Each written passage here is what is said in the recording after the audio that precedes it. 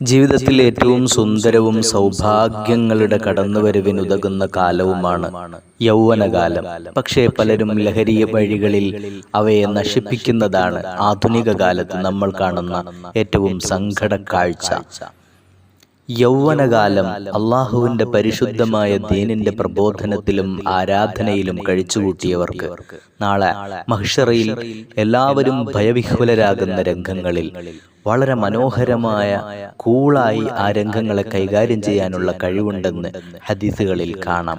പള്ളിയോട് ഹൃദയം ബന്ധിച്ച, എപ്പോഴും പള്ളിയെ ഹൃദയത്തിൽ സൂക്ഷിക്കുന്നവർക്ക് ആ രംഗങ്ങളിൽ ഭയമേതുമില്ലാതെ കടന്നു പോവാൻ കഴിയുമെന്നും ഹദീസുകളിൽ വായിക്കാം.